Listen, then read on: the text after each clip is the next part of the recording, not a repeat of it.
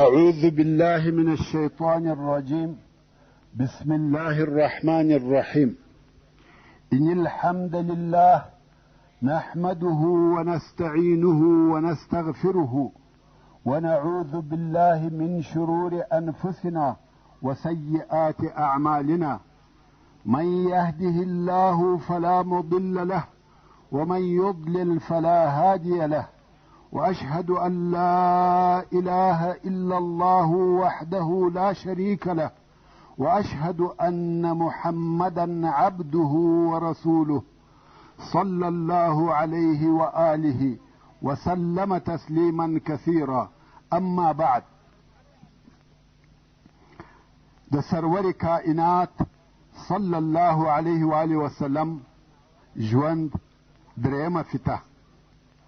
محترم ورونو، السلام علیکم ورحمت الله وبرکاته.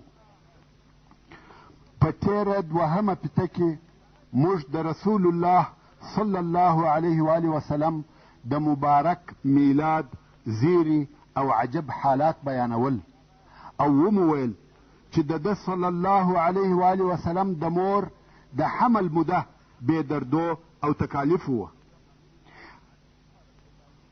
او کم وخت چې دی علیه الصلاة وسلام پیدا سو، پر دواړو لاسو یې تکیه کړې وه او سر یې لوړ نیولی و لکه آسمان ته چې ګوري. بل دا چې دی صلی الله علیه و آله وسلم مختون وزیږدی، یعنی سنت کړه سوی و، او مسرور وزیږدی، یعنی نو یې هم پرې سوی و. زموږ د کوچنیانو نوخو د مور څخه ورپریکي او هغه پاته بیا څو ورځې وروسته لویږي. خو رسول الله صلی الله علیه و آله وسلم د دې شیانو څخه فارغه پیدا سو، او کم وخت چې د ده علیه الصلاة وسلام د ولادت زیری پر عبدالمطلب وسو، هغه ډیر په خوشحاله سو. او کم وخت چې بیا دا حالات هم ورته بیان سوه چې مختون دی، مسرور دی، او پر خپلو لاسو یې تکیه کړې وه، نور هم خوشحاله سو او ویل والله دې زوی لرمې یو درجه او مقام سته. څنګه په دا عجبه طریقه سره پیدا کیږي؟ دا بې څه نه دي. او د ډېرې خوشحالۍ څخه یې محمد صلی الله علیه و آله وسلم په غیږ کې واخیستی او کعبې شریفې ته یې دننه بوتی، او هلته یې د ده صلی الله علیه و آله وسلم پر زیږېدو د الله جل جلاله شکر ادا کړي. که څه هم تر دغه وخته لا نوم نه دی پر ایښول سوی، مګر چې بیا یې د محمد نوم پر کښېښاوه، په دې کې یو سر او راز و. هغه دا چې یو وخت عبدالمطلب شام ته په سفر تللی و. په دې سفر کې یې نور 3 نفره هم ملګري وه، او هلته یې د یوه حبر سره ولیدل. حبر یا حبر د یهودو عالم ته ویل کیږي. حبر پوښتنه ځینې وکړه چې تاسې د کوم ځای یاست؟ دوی ویل موږ د مکې یو. حبر ورته ویل ستاسې په جزیرة العرب کې نبی الاخر زمان پیدا کیږي. قصه ډیره اوږده ده، خلاصه دا چې دوی پوښتنه ځینې وکړه چې د دې نبي نوم به څه وي؟ حبر ویل نوم به محمد وي. ورونو، تر دغه د مخه په عربو کې د محمد نوم هیڅ نه و ایښول سوی. که تاسې د عربو په ټول تاریخ کې وګورئ، تر رسول الله صلی الله علیه و آله وسلم د مخه د هیچا نوم محمد نه دی تیر سوی. اوس نو دغه 4 نفره چې یو یې عبدالمطلب او 3 ملګري دي، کم وخت چې بیرته د شام څخه راغله، هر یو دا قصد او اراده درلوده چې زوی پیدا سي، نوم به محمد ایږدي. څرنګه چې د عبدالمطلب د عمر په حساب د اولاد امید نه و، نو ده دا نیت درلودی چې د ده په زامنو کې که د هر یو زوی پیدا سو، نوم به محمد ایږدي. نو ځکه یې د رسول الله صلی الله علیه و آله وسلم نوم محمد کښېښاوه. او هغه 3 نفره د عبدالمطلب ملګري دا وه: اول سلیمان ابن مجاشع چې د زوی نوم یې محمد کښېښاوه، چې دغه محمد د فرزدق نیکه دی، او فرزدق د عربو مشهوره شاعر دی. دوهم احیحب ابن حلاج چې هغه هم د خپل زوی نوم محمد کښېښاوه. دریم عمران ابن ربیعه چې د زوی نوم یې محمد کښېښاوه. په عربو کې د اول وار دپاره دغه 4 نفره په محمد سره مسما سوي دي چې دا د رسول الله صلی الله علیه و آله وسلم د نامه سر او سبب و چې ولې یې د ده علیه الصلاة وسلام نوم محمد کښېښاوه. او نور هغه حوادث یا علامې چې د رسول الله صلی الله علیه و آله وسلم د پیدایښت په وخت کې پیښې سوي دي، د هغو څخه یوه دا ده چې د رسول الله صلی الله علیه و آله وسلم د ولادت په وخت کې د کسرا قصر او ماڼۍ ورېږدېده او د کسرا د قصر څخه 14 برجه ونړېده. او بل د مجوسیانو یا آتش پرستانو اور مړ سو. دا خو درته معلومه ده چې د مجوسیانو اور د همیش دپاره بلیږي، ځکه دوی یې عبادت کوي او مړ کېدو ته یې نه پرېږدي. خو د رسول الله صلی الله علیه و آله وسلم د ولادت په وخت کې دغه اور مړ سو. او د کسرا په قصر کې یوه کوچنۍ دریاچه وه چې بحیره ساوا ورته ویل کېده. د دغه دریاچې یا بحیرې لاندې مځکه وچاوده او اوبه یې وچې سوې. د دې واقعو څخه کسرا وبېرېدی چې دا څه قصه ده. نو یې کاهنان او منجمین را وغوښتل. ورونو، ځینې کاهنان د جن او پیرانانو سره ارتباط او تعلق لري، او جن هم ځینې اخبار د آسمان څخه اورېده. بیا به جن دغه خبرونه و کاهنانو ته د دې دپاره ویل چې خلق گمراه کې او په فتنو کې یې واچوي. او دغه چې جن د آسمانه څخه اخبار اورېده، موږ ته الله جل جلاله په قرآن کریم کې بیانوي او د سورة الجن په 9 نمبر آیات کې فرمایي وَأَنَّا كُنَّا نَقْعُدُ مِنْهَا مَقَاعِدَ لِلسَّمْعِ. دا خبره پیرانان کوي او وایي موږ پخوا و دې آسمان ته د ناستې په ځایو کې کښېنستلو د پاره د دې چې یو خبر واورو. خو د رسول الله صلی الله علیه و آله وسلم په بعثت سره پر پیرانانو دغه د اورېدلو لار بنده سوه. نو کم وخت چې کسرا د کاهنانو څخه پوښتنه وکړه چې دا څه قصه ده، ځینو کاهنانو ورته وویل چې دا واقعې د نبي د ولادت په سبب پیښې سوې. کسرا پوښتنه وکړه چې دغه 14 برجه ولې ونړېده. کاهنانو وویل چې د دې مقصد دا دی چې 14 پاچاهان به نور هم د فارس تیریږي، بیا نو د فارس پاچاهي ختمیږي. کسرا ویل 14 پاچاهان به نور هم راځي، بیا نو د فارس پاچاهي ختمیږي. دا ډېر اوږد وخت دی. خو د ده تر مرګ وروسته د فارس پر حکم مقابله شروع سوه. په 4 کلو کې 10 پاچاهان رد او بدل سوه چې دا ټوله د فارس د حکم د زائلېدو علامې وې. ورونو، د رسول الله صلی الله علیه و آله وسلم نسب یا شجره 3 حصې لري چې اوله حصه یې تر عدنان پورې رسیږي او پر دغه حصه یې د سیرت او انسابو ټول علما اتفاق لري، او هغه داسې ده: محمد ابن عبدالله ابن عبدالمطلب چې د دغه عبدالمطلب اصلي نوم شیبه دی، ابن هاشم چې اصلي نوم یې عمر دی، ابن عبد مناف چې اصلي نوم یې مغیره دی، ابن قصی چې اصلي نوم یې زید دی، کلاب ابن مره ابن کعب ابن لؤی ابن غالب ابن فهر. او دغه فهر هغه څوک دی چې قریش یې لقب او د قریشو د قبیلې نسبت هم ودته کیږي. اوس نو فهر ابن مالک ابن نظر ابن کنانه ابن خزیمه ابن مدرکه ابن الیاس ابن مضر ابن نزار ابن معد ابن عدنان. او د رسول الله صلی الله علیه و آله وسلم د نسب 2 حصه کم چې تر عدنان لوړ دي او بیا تر ابراهیم علیه السلام پورې رسیږي، په هغه کې اختلاف سته. څوک یې قبلوي او تاییدوي او څوک څه نه پکښې وایي، چپ پاته دي. خو په دې کې شک نسته چې عدنان د ابراهیم علیه السلام د اولادې څخه دی، او هغه نسب داسې دی: عدنان ابن عد ابن همیسع ابن سلامان ابن عوص ابن بوز ابن قموال ابن أبي ابن عوام ابن ناشد ابن حزاء ابن بلداس ابن يدلاف ابن طابخ ابن جاحم ابن ناحش ابن ماخي ابن عيض ابن عبقر ابن عبيد ابن الدعاء ابن حمدان ابن سنبر ابن يسربي ابن يحزن ابن يلحن ابن أرعوي ابن عيض ابن ديشان ابن عيصر ابن أفناد ابن أيهام ابن مقصر ابن ناحس ابن زارح ابن سمي ابن مزي ابن عوضة ابن عرام ابن قيدار ابن إسماعيل ابن إبراهيم عليه السلام.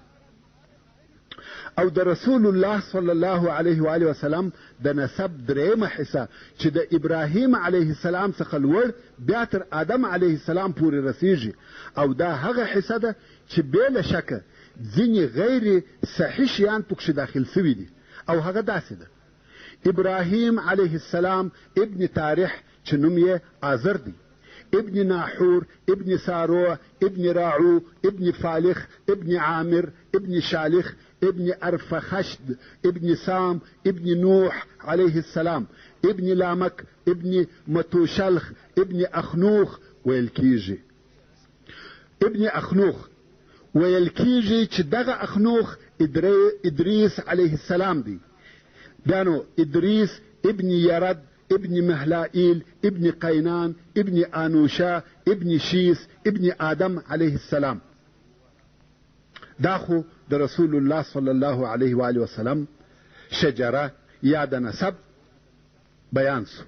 ورون اوس به د رسول الله صلی الله علیه و آله وسلم د تی رودلو تربیه او لویدو په باره کې یو څه معلومات درته بیان سي. هغه داسې: کم وخت چې به د قریشو نر اولاد پیدا سو، هغه به په مکه مکرمه کې نه لویاوه، او د دې کار هم څو سبب و. یو سبب دا و چې مکې مکرمې ته د هر ځای څخه خلق راتله، او ځینې خلق به د ډېرې مودې دپاره په مکه مکرمه کې پاته کېده، لکه دا اوس چې هم دغسې ده. او د قریشو سره به راکړه ورکړه او راشه درشه درلوده، او هغه هلکان چې په مکه مکرمه کې به لویېده د هغو ژبه به د دغه اختلاط په سبب په سل کې سل خالصه او فصیحه عربي نه وه، د هغه بیګانه خلقو د اخلاقو او ژبې تر تاثیر لاندې کېده. نو د دې جهته قریشو دا ښه بلل چې د دوی اولادونه تر مکې مکرمې د باندې لوی سي، دا د دې دپاره چې ژبه یې پر فصیحه عربي واوړي. کم وخت چې به د ژبې د زده کولو عمر تیر سو، بیا به بیرته مکې مکرمې ته راوسته، ځکه بیا به د دغه نورو خلقو د ژبې تر تاثیر نه لاندې کېده. او بل سبب دا و چې قریشو غوښته چې د دوی اولادونه سخت سري او د مشکلاتو زغم او تحمل ولري، د سختیو او تکالیفو سره عادت ولري، ځکه د دوی په مخ کې جنګونه او سفرونه وه. دوی نه غوښته چې اولادونه یې په ښار کې نازک او پاسته لوی سي، ځکه هغه کسان چې په ښارو کې لوی سي نرم، پاسته او نازک طبیعته وي، د تکالیفو او مشکلاتو تحمل نسی کولای. نو دا سختی او تکالیف په صحراو کې وه. د صحرا خلق سخت سری او متحمل وي. او دریم سبب دا و چې مکه مکرمه ښار او دینی مرکز و، د هر ځای څخه قسم قسم خلق ورته راتله، او دې خلقو د خپلو ځانو سره قسم قسم مرضونه راوړل، مګر صحرا د مرضو څخه پاکه وي. که اطرافي خلق د ښاري خلقو سره مقایسه سي، په هغو کې مرض کم او نادر پیدا کیږي. نو په دغه څو سببو د قریشو دا خوښه وه چې اولادونه یې تر مکې مکرمې د باندې لوی سي، نو ځکه خپل کوچني اولادونه یې د صحرا ودایګانو ته ورکول چې هغه یې و صحرا ته بوځي او هلته یې لوی کړي. بیا چې به لوی سوه، نو بیا بیرته مکې مکرمې ته راوسته، او د صحرا خلقو بیا دا کار د رزق د پیدا کېدو دپاره کاوه. خدایګانو پر دې کار تنخواه او معلومه مزدوري نه اخیسته. دا یې عیب باله چې د شیدو قیمت واخلي. د کوچني د اخیستلو په وخت کې پر کم مبلغ تنخواه یا د شیدو پر بدل هیڅ اتفاق نه کېدی. خو بیا څه موده ترمنځ او په آخر کې د کوچني د مور او پلار د طرفه ودایي ته هدیې او سوغاتونه ورکول کېده چې په هغه هدیو به دایګانو خپله ګزاره کول او دغه د صحرا دایګانې به څه موده ترمنځ و مکې مکرمې ته راتلې او هغه نوي پیدا سوي کوچنیان به ورسره بیول. په دغه وخت کې چې رسول الله صلی الله علیه و آله وسلم و دنیا ته تشریف راوړی د بني سعد څخه دایګانې راغلې چې په مکه مکرمه کې نوي پیدا سوي کوچنیان ورسره بوځي. د دوی په جمله کې یوه ښځه یا دایي وه چې نوم یې حلیمه و او د میړه نوم یې حارث و. نو دایګانې راغلې چې د تی کوچنیان واخلي او بویسي. د بني سعد قبیله ټوله غریبان وه، خاصتا په دغه کال چې بارانونه هم نه وه او وچکالي وه. په دوی کې بیا حلیمه ډېره غریبه وه. حلیمې خپل کوچنی د تی زوی هم درلودی او په قریشو کې ګرځي چې یو بل کوچنی هم پیدا کړي او د دغه خپل زوی سره تی ورکړي. خو حلیمه په خپله وایي چې د ډېرې لوږې او غریبۍ په سبب مې دونه شیدې نه درلودې چې دغه خپل زوی په موړ کم، نو څنګه به دا بل کوچنی ورسره مړوم؟ مګر احتیاج او غریبۍ و دې کار ته مجبوره کړم. نو حلیمه چې د خپلې قبیلې څخه راتله پر یوه خره باندې سپره وه چې دا خره په خپله هم ډېره ډنګره او ضعیفه وه. د ضعف په سبب به پر لارې تر ټوله قافلې وروسته رهي وه او نورو ښځو به نارې پر وهلې چې حلیمې ژر سه ودې ځنډولو. او حلیمې چې به هر څه کوښښ وکړي چې خره یې چابکه سي هغه نه سوای تلای. خیر په ډېر تکلیف یې ځان و مکې مکرمې ته ورساوه. اوس نو په مکه مکرمه کې دایګانې کور په کور په کوچنیانو پسې ګرځي او هره دایي چې د رسول الله صلی الله علیه و آله وسلم مور امینې ته راسي او په دې پوه سي چې هلک یتیم دی په پټه خوله یې پرېږدي. دا ځکه چې دایګانو په اول کې د تنخوا یا مزدورۍ خبرې نه کولې او امید به ټوله و هغه هدیو او سوغاتو ته و چې په وروسته کې ورکول کېده. نو چې پوه به سوې چې هلک یتیم دی پلار نه لري نو ویل مور به موږ ته څه هدیه راکړي. نو بیا په پټه خوله هلک پرېښاوه د کوره به ووتې. دایګانو داسې فکر کاوه چې نیکه دونه غمخور نه دی لکه پلار او مور دونه عاید نه لري نو موږ ته څه نسي راکولی. نو ټولو دایګانو محمد صلی الله علیه و آله وسلم پرېښاوه. راسئ چې دغه قصه په خپله و حلیمې ته پرېږدو چې دا به په تفصیل سره راته بیان کړي. حلیمه السعدیه وایي زه د خپل وطن څخه د خپل میړه او کوچني د تی د زوی سره د بني سعد د ښځو په ملګرتیا راووتم چې موږ ټولو د تی کوچنیان غوښتل او دا داسې وچکال و چې موږ ته د خوړلو دپاره هیڅ شی نه و راپاته. زه پر یوې خرې سپراوم او زموږ سره یوه زړه اوښه د لوشلو دپاره را سره وه چې د دې شیدې به زموږ او زموږ د کوچني دپاره غذا وې.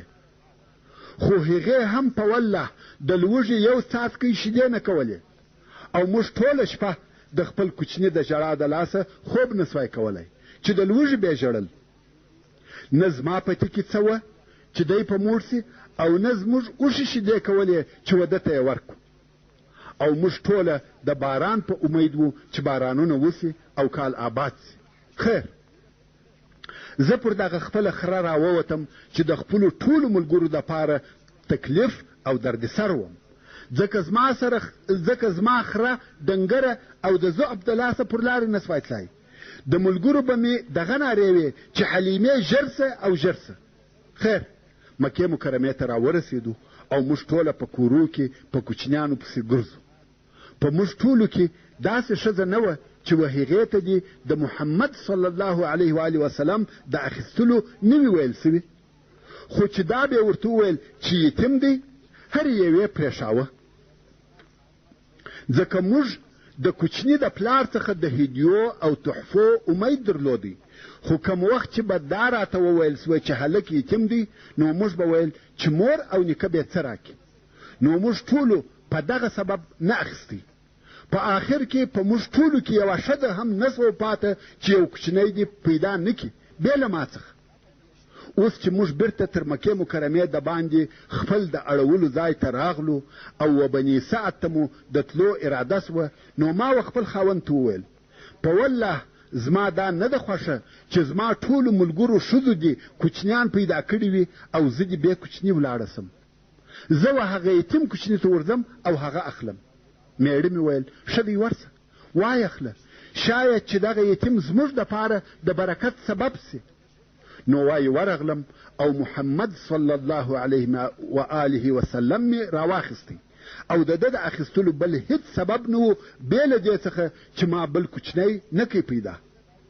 کم وخت چې مې دی صلی الله علیه و آله وسلم راواخیستی او خپل ځای ته راغلم او تیته مې ور واچاوه، چې مې زما د خوښې سره سم شیدې پر رایله کړې. ده تر هغو رودلې چې مړېدی او د ده ورور چې زما زوی و هغه هم تر مړېدو ورودلې او بیا دواړه بیده سوه.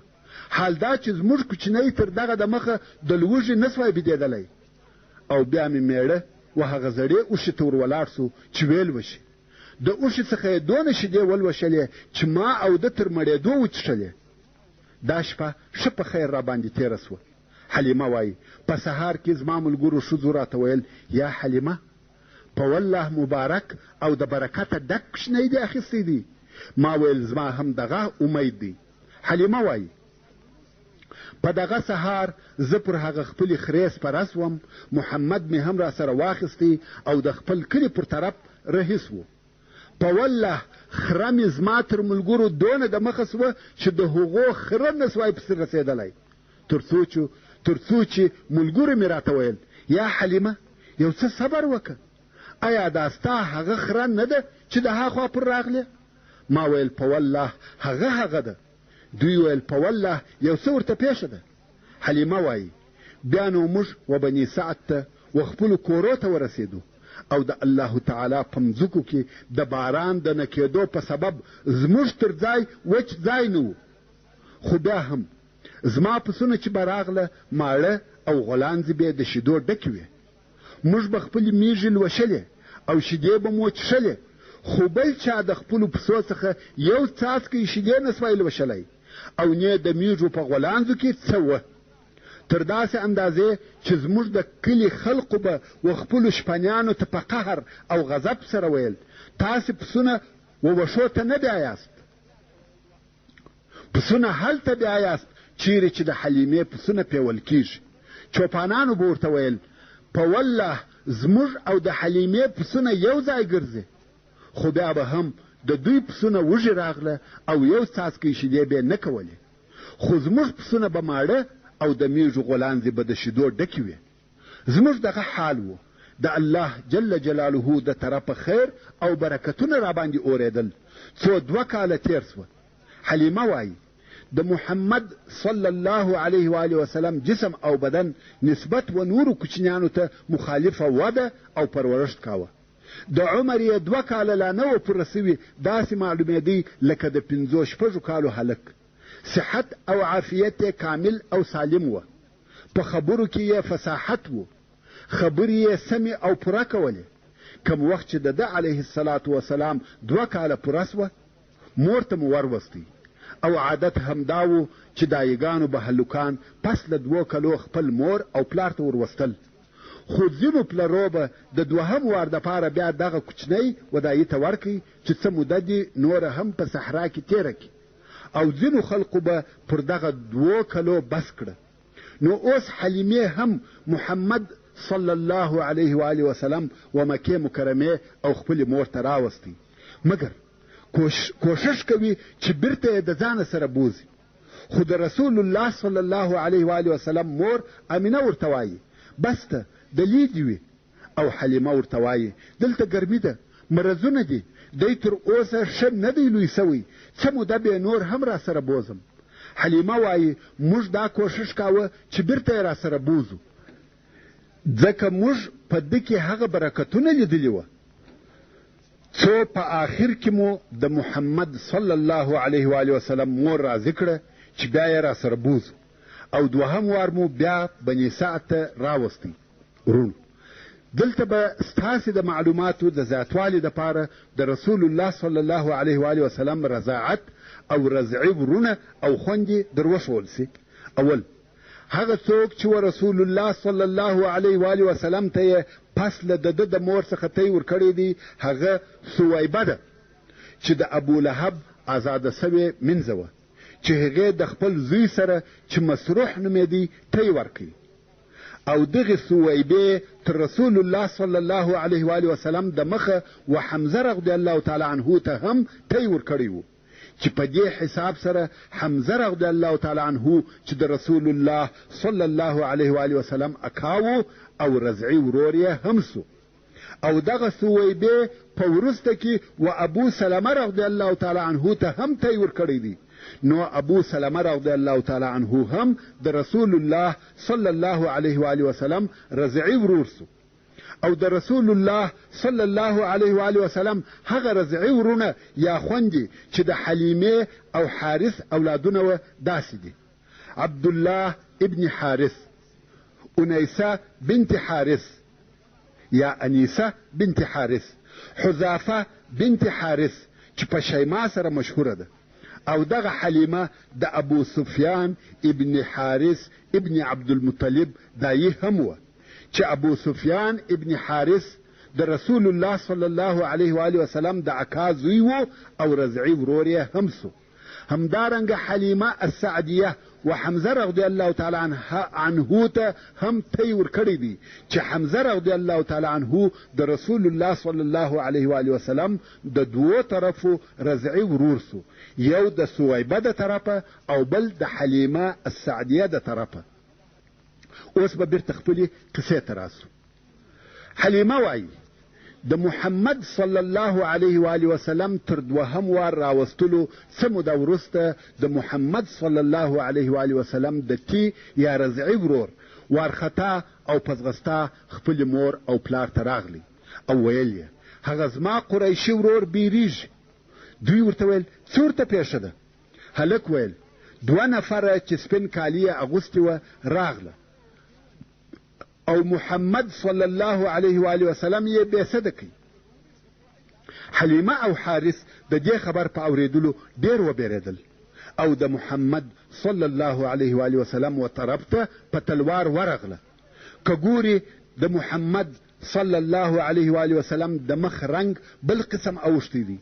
دوی ورته ویل څه درته پیښه ده؟ محمد صلی الله علیه و آله وسلم ویل 2 نفره چې سپین کالي یې اغوستې وه راغله، زه ووهلم او پر ځمکه ولوېدم، بیا یې زما ځیګر راڅیرې کړي او زما زړه یې راویستی.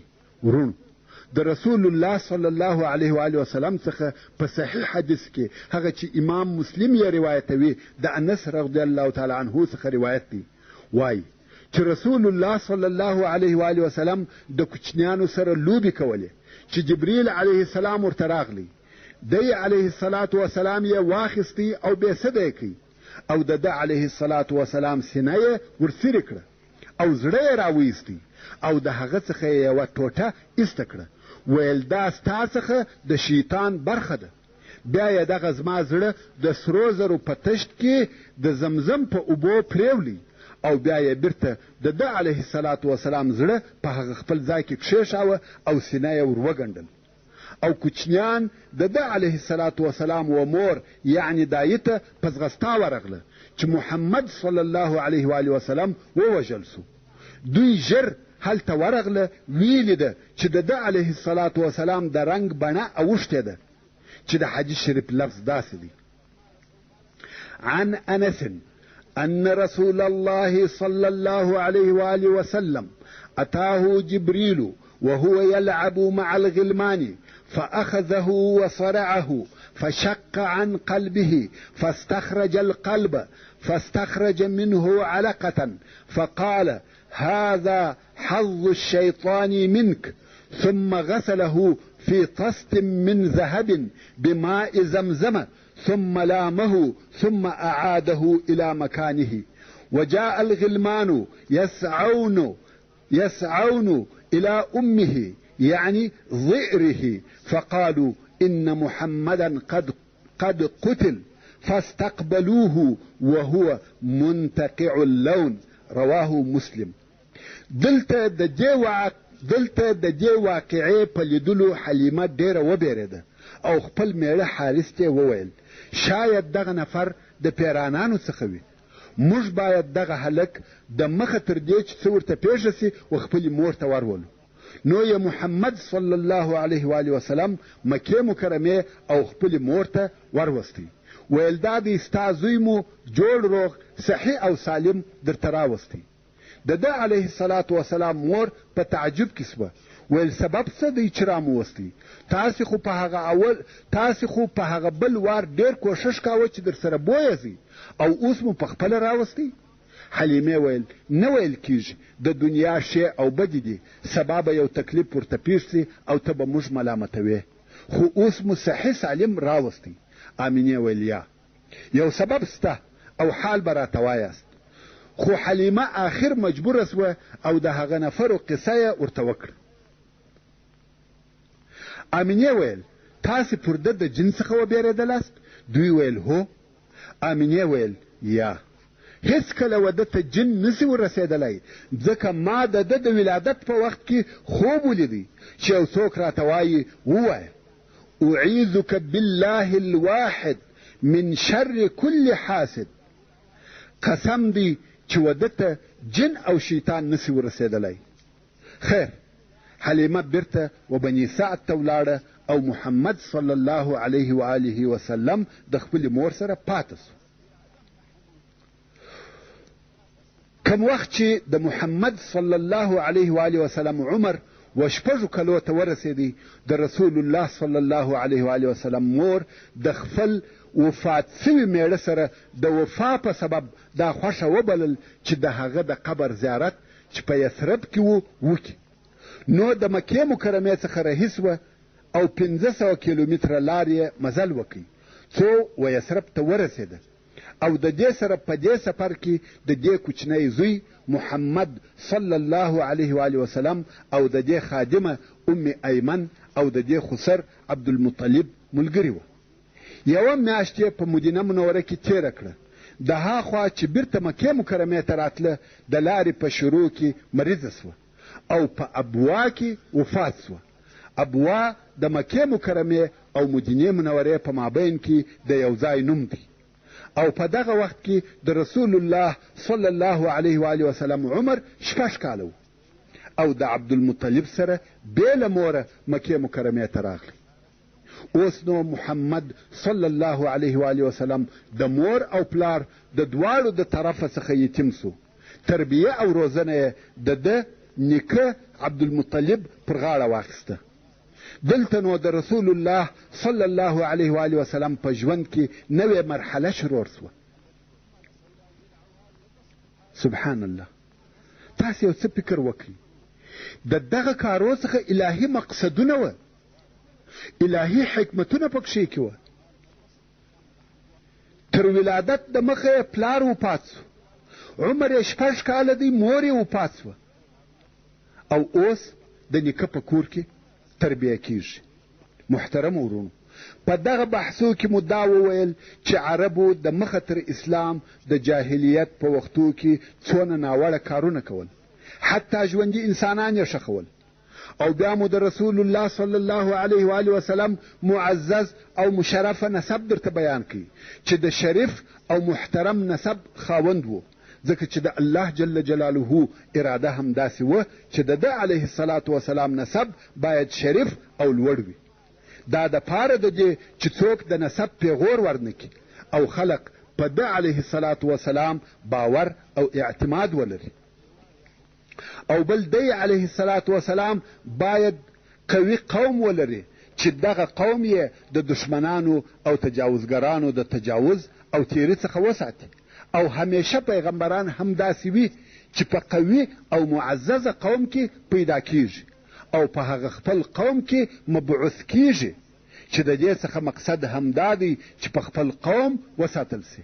لکه څرنګه چې الله عز وجل د سورة هود په 1 نمبر آیات کې فرمایي ولولا رهتک لرجمناک، چې دا د شعیب علیه السلام قوم و او شعیب علیه السلام ته وایي که چیرې ستا قوم نه وای موږ به ته رجم کړی وای، یعنی د ډبرو په ویشتلو به مو وژلی وای.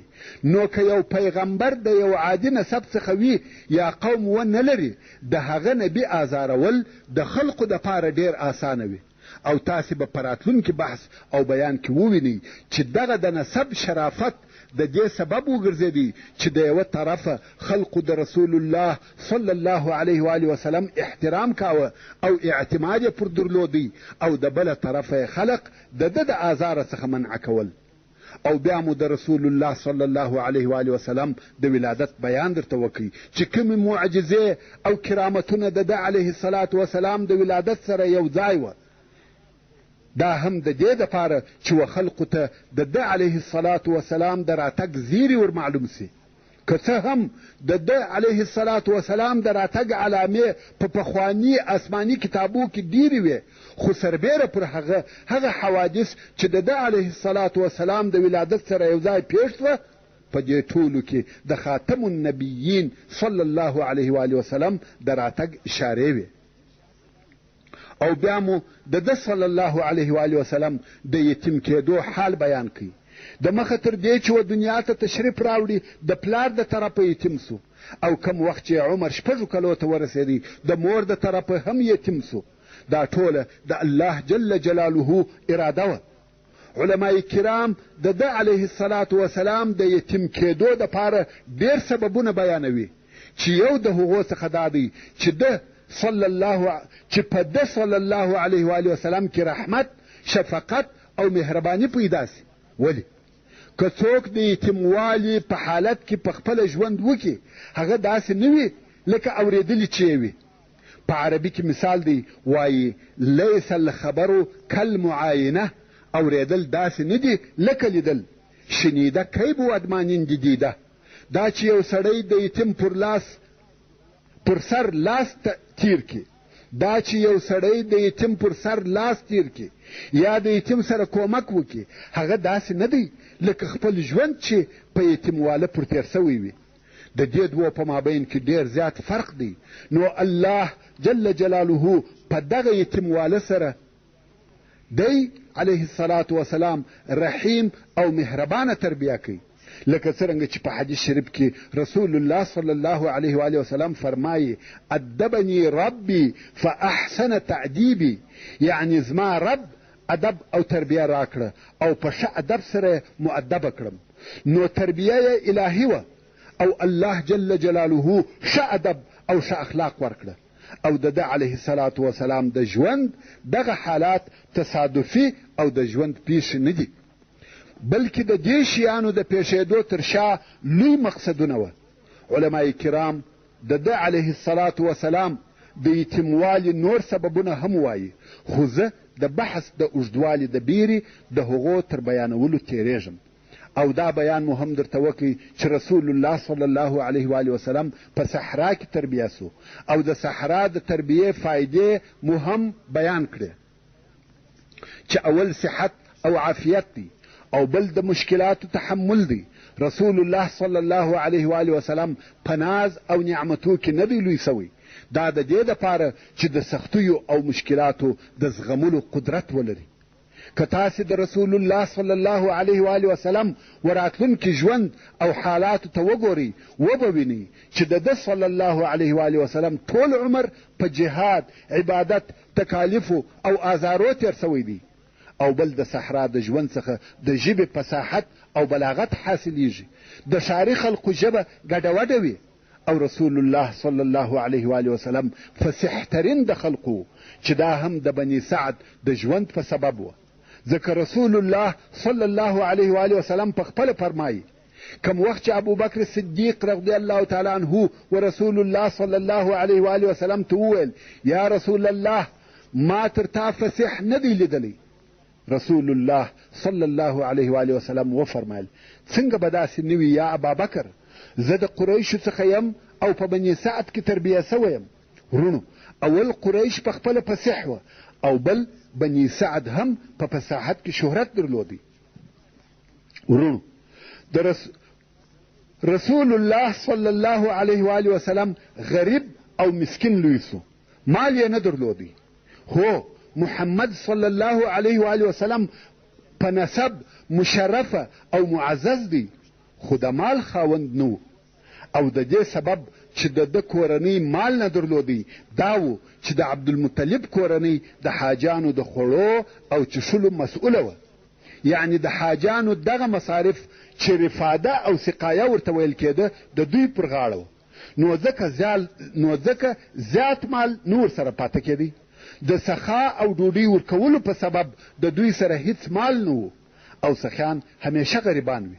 یو مثال یې حاتم طائي دی چې په عربو کې ډېر مشهوره سخي و، خو دی د سخا په واسطه ډېر غریب و ځکه په لاس کې شی نه پاته کېدی. د عبدالمطلب هم دغه حال و، د سخا او ورکړې په سبب یې څه نه درلوده. نو محمد صلی الله علیه و آله وسلم ولې غریب او مسکین لوی سو؟ په دې کې هم الهي مقصدونه وه چې یو د هغو مقصدو څخه دا و چې د مسکین او محتاجه په حال خبر وي. ژوند یې د غنیانو او مالدارانو نه چې د فقراو د حال څخه بې خبره وي. هو غني به د خپل مال څخه یو غریب ته یو څه ورکي، خو بیا هم د ده ژوند هوسا او اسوده وي. نو د غریبانو هغه حقیقي درد او احتیاج نه ور معلومیږي. نو ځکه الله جل جلاله دی صلی الله علیه و آله وسلم د کوچنیوالي څخه په یتیموالي او غریبۍ اخته کړي. الهي حکمتونه دي الله جل جلاله خپل رسول د رسالت د لوی بار و اخیستلو ته آماده کوي. تاسې راسئ چې دلته یوه کوچنۍ قصه هم درته بیان کړم. وایي یو وخت یو سړی چې فقیر سړی و د رسول الله صلی الله علیه و آله وسلم و مجلس ته ورغلی. په دغه وخت کې د رسول الله صلی الله علیه و آله وسلم و بغل ته یا و څنګ ته یو بل غني سړی ناست و. دغه فقیر راغلی د دغه غني و بغل ته کښېنستی. په دغه وخت کې چې دا فقیر کښېنستی دا غني خپل کالي یو نوکی سره ورټول کړه. رسول الله صلی الله علیه و آله وسلم پوښتنه ځینې وکړه. د غني څخه یې پوښتنه وکړه، ویل آیا دا کالي دې په دې سبب راټول کړه چې د ده فقر و تا ته در نسي، او که دې په دې سبب راټول کړه چې ستا غنا و ده ته ور نسي؟ د سړي څخه غلط کار پیښ شوی و، خطا ځینې پیښه شوې وه. نو د دغه خطا د کفارې دپاره و رسول الله صلی الله علیه و آله وسلم ته وویل یا رسول الله زما نیم مال یې د ده، هر څه چې لرم د هغه ټولو نیمه یې د ده. رسول الله صلی الله علیه و آله وسلم د هغه غریب څخه د هغه فقیر څخه پوښتنه وکړه، ول ایا قبول دې دی؟ هغه ویل یا. ویل ولې؟ ول بیریږم چې د دغه مال سره دغه غرور هم راته رانسي. ورونو ښه متوجه سئ، د دغه قصې په ماهیت کې فکر وکړئ. نن ورځ اغنیا په غرور کې ډوب دي، د غریبانو څخه ځانونه ګوښه کوي. حال دا چې غرور د انسان سره نه ښایي. غرور و چې شیطان یې د همیش دپاره د الله جل جلاله د درباره څخه وشړي. غرور د ځانه څخه ایسته کوي. یو څوک به وایي چې ما غرور نه دی کړی، خو بدبختانه چې زه په خپلو اشنایانو، په خپلو رفیقانو، په خپلو دوستانو کې غرور وینم. صرف دا غرور یې په دغه دی چې یو څه پیسې لري. که دغه مال او پیسې ځینې ایسته کې بیا خوار او ذلیله انسان دی. دغه پیسو غرور ورته راوستلی دی. ورونو غرور ایسته کوي. غرور ډېر بد شی دی. د غرور په وخت کې توبه نه قبلیږي. مغروره سړی و توبې ته رجوع نه کوي. او توبه دا ده چې تا د دغه سړي په مقابل کې غرور کړی دی، د هغه څخه به بخښنه غواړې، چې هغه دې ونه بخښي ستا توبه نه قبلیږي. خیر، کم وخت چې د رسول الله صلی الله علیه و آله وسلم مور وفات سوه، د ده علیه الصلاة وسلام تربیه د ده نیکه عبدالمطلب پر غاړه واخیسته، او دا چې د ده صلی الله علیه و آله وسلم تربیه د عبدالمطلب پر لاس وه، په دې کې هم لوی حکمت و. هغه دا چې عبدالمطلب د قریش سردار او د مکې مکرمې رئیس دی، نو همیشه به د قریشو او د نورو قبایلو مشران او سرداران د ده په مجلس کې ناست او حاضر وه، او په دې مجلس کې به د لویو لویو کارو دپاره تصمیمونه نیول کېده او فیصلې به کېدلې. او د محمد صلی الله علیه و آله وسلم عمر 6 کاله دی. نو د ده صلی الله علیه و آله وسلم د تعلیمي ژوند شروع په دې سره وسوه چې وویني د خلقو سره څه قسم ګزاره او معامله راشه درشه کېږي. طبیعتا د دغه عمر هلکان په دغسې مجلسو کې نه کښېني او د لوبو دپاره ولاړېږي، خو رسول الله صلی الله علیه و آله وسلم به همیشه په دغه مجلس کې ناست و او نه به ولاړېدی. دا د الله جل جلاله اراده وه چې محمد صلی الله علیه و آله وسلم پوه سي چې د خلقو سره باید څنګه ژوند وسي، نه یوازې د غریبانو او صحرایي عربو سره بلکې د سردارانو او د قومو د مشرانو سره. نو دی صلی الله علیه و آله وسلم به همیشه د عبدالمطلب په مجلس کې حاضر و. د تاریخ په کتابو کې ذکر سوي دي چې د عبدالمطلب د ناستې دپاره به و کعبې شریفې ته نږدې ځای سمیدی چې هلته به یې د عبدالمطلب دپاره فرش اوار کوي او د عبدالمطلب زامن به د هلته په انتظار ولاړ وه. هیڅوک به نه کښېنستی تر څو چې عبدالمطلب به راغلی، هغه به کښېنستی، بیا به دا نور کښېنستل، تر هغو به ټول په انتظار ولاړ وه، که د عبدالمطلب زامن وه یا نور قریش، ځکه عبدالمطلب د مکې مکرمې عمومي مشر او رئیس و. مګر رسول الله صلی الله علیه و آله وسلم چې په عمر هم کم او کوچنی و، تر عبدالمطلب د مخه به راغلی او هلته به پر هغه فرش کښېنستی. اکاګانو بیا کوښښ کاوه چې دی علیه الصلاة وسلام د دغه کاره څخه منع کړي او د دغه فرش څخه یې ولاړ کړي، مګر عبدالمطلب چې به راغلی ویل به پرېږدئ، په ده کار مه لرئ، په والله دغه زوی لرم یوه درجه او مقام سته. نو به رسول الله صلی الله علیه و آله وسلم همیشه د عبدالمطلب په مجلس کې ناست او حاضر و. تاسې پوهیږئ چې دې مجلس ته به همیشه مشران، مخور او د نورو ځایو څخه ډلې راتلې، او رسول الله صلی الله علیه و آله وسلم 2 کاله په دې مجلس کې کښېنستی او دا یې هم زده کړه چې د قومو د مشرانو سره څه قسم معامله او خبرې کیږي. کم وخت چې د رسول الله صلی الله علیه و آله وسلم عمر 8 کاله سو، عبدالمطلب هم وفات سو، چې دا د محمد صلی الله علیه و آله وسلم د پاره بل وار یتیموالی و. د مخه خدای لطفا فتا واړوه. کم وخت چې د رسول الله صلی الله علیه و آله وسلم عمر 8 کاله سو، عبدالمطلب هم وفات سو، چې دا د محمد صلی الله علیه و آله وسلم د پاره بل وار یتیموالی و. د مخه خدای صلی الله علیه و آله وسلم د پلار د طرفه یتیم و، مګر هغه یتیموالی شعوري او فکري و، ځکه ده علیه الصلاة وسلام خپل پلار نه و لیدلی، مګر د عبدالمطلب په وفات سره د ده علیه الصلاة وسلام یتیموالی حقیقي ډېر سخت او مشکل و، ځکه دا د خپل مهربانه نیکه نیستوالی و، هغه نیکه چې د کعبې شریفې د دیواله سره به ناست و او د ده علیه الصلاة وسلام سره به شفقت او مهرباني کول، ناز به ورکاوه، او د علیه الصلاة وسلام د نیکه په وجود کې د پلار نه درلودل نه حسول. هغه نیکه وفات سو چې د ده علیه الصلاة وسلام پلار و، او دا یتیموالی د علیه الصلاة وسلام په سترګو ولیدی. نو دا یتیم کېده تر هغه اول یتیموالی ډېر سخت و. عبدالمطلب د مرګ په وخت کې وصیت وکړي چې د محمد صلی الله علیه و آله وسلم روزنه دې ابو طالب کوي، او دا یې هم ورته وویل چې د ده د روزنې دپاره به ډېره توجه کوي. د عبدالمطلب تر وفات وروسته د محمد صلی الله علیه و آله وسلم تربیه د ده اکا ابو طالب پر غاړه واخیسته، ځکه ابو طالب د محمد صلی الله علیه و آله وسلم د پلار عبدالله سکه ورور و. د ابو طالب او عبدالله پلار خو یو او عبدالمطلب وو، مګر مور یې هم یوه وه، چې اوس نو ابو طالب د رسول الله صلی الله علیه و آله وسلم دریم تربیه کوونکی سو. اول مور، دوهم نیکه، دریم اکا.